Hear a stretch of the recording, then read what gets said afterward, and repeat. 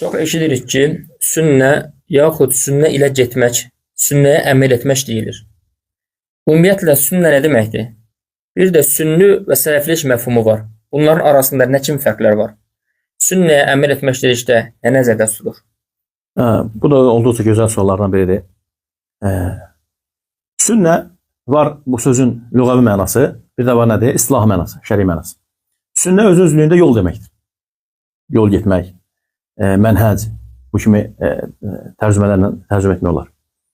Amma istilahi mənası, sünnə kəlməsinin istilahi mənası, bunun da belə deyək də fərqli tərcümələri var.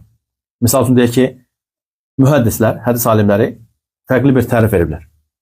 Belə deyək, usulçular fərqli bir tərif veriblər. Təfsir alimləri fərqli bir tərif veriblər. Bizə lazım olan nədir? Bizə lazım olan hansı ki biz hansı ki o sünnə kəlməsini ona görə götürürük, istifadə edirik. Ən yaxşı tərif verənlər usulçuların tərifidir. Hansı ki İslamda qaynaqlar var. Bizim dönəcəyimiz qaynaqlar. Quran-ı Kərim, mastarlar deyirlər buna. Həmçinin Peyğəmbərimizin sallallahu əleyhi və səlləm sünnəsi, icma, bir də nədir? Qiyas. Biz baxanda görürük ki, şəriətə hər hansı bir məsələyə öyrənmək istəyəndə biz Quran-ı Kərimi axtarırıq. Quran-ı Kərimdən axtarırıq daha doğrusu. Sonra Peyğəmbərimizin sallallahu əleyhi və səlləm sünnəsinə baxırıq. Sonra nədir? İcma sahabələrin icması, elm əhlinin və bir də nədir? Qiyas. Görürük ki, bu ikinci qaynaq imiş. Sünnə ikinci qaynaq imiş. Sünnə, əhl-i sünnə. Orada necə keçirdi? Sünnə ilə sünni arasında nə fərq var? Sünni yəni bir mənada sünni şiəliyin müqabilində bir kəlmədir. Sünni kəlməsi şiəliyin müqabilində bir kəlmədir. Amma əhl-i sünnə, sünnə o deməkdir ki, Peyğəmbərə sallallahu əleyhi və səlləmə tabe olmaq. Peyğəmbərin sallallahu əleyhi və səlləmin davamçıları. Peyğəmbər sallallahu əleyhi və səlləmə bütövlüklə nədir? Tabe olmaq. Allah nəbisi sallallahu əleyhi və səlləm gətirdiyi şəriətlə barışmaq, onu yerinə yetirmək, onlara çalışdıqca, bacardıqca nədir? Əməl etmək. Bir də orada necə idi? Sələfilik məfhumu. Bir də sünni və sələflik məfhumu var. Bunların arasında nə fərqlər var? Baxın, əslində sələfilik kəlməsi, sələfi kəlməsi elə bir kəlmədir ki, düzdür bu günləri bu insanlar arasında biraz fərqli yayılıb. Düzdür bu da qınanlası deyil.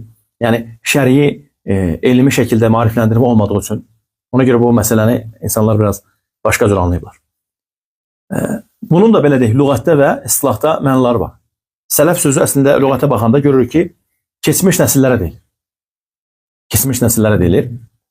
Necə ki, Quran-ı Kərimdə Allah Subhanahu taala Nisa surəsində səhv eləmirəmsə, Allah Teala bir neçə əhkamları sayır və bir məsələnin haqqında xəbər verəndə buyurur ki, illə mə qad sələf.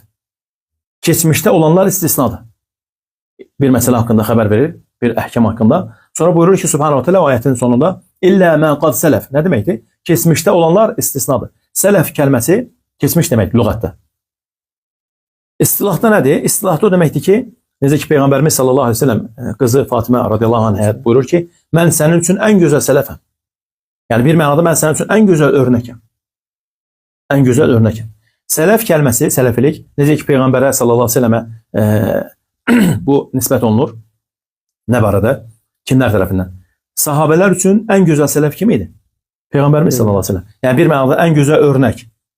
Düz bu biraz öncə dediyim kimi biraz insanlar arasında fərqli yayılıb, amma ki bunlar hamısı nədir? Böhtanlardır, yalanlardır və həmçinin ən azından bilməməzlikdəndir.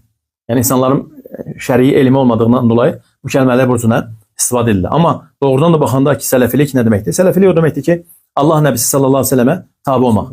Abu Bakr, Ömər, Osman, Əli, Allah onlardan razı olsun. Nə cürə tabe olurlarsa, ta qiyamət gününə kimi insanlar nədir? Ona bu cürə tabe olmaq. Yəni Peyğəmbərin sallallahu əleyhi və səlləm gətirdiyi şəriətə tabe olmaq, bacardıqca. Allah daha doğrusunu bilir.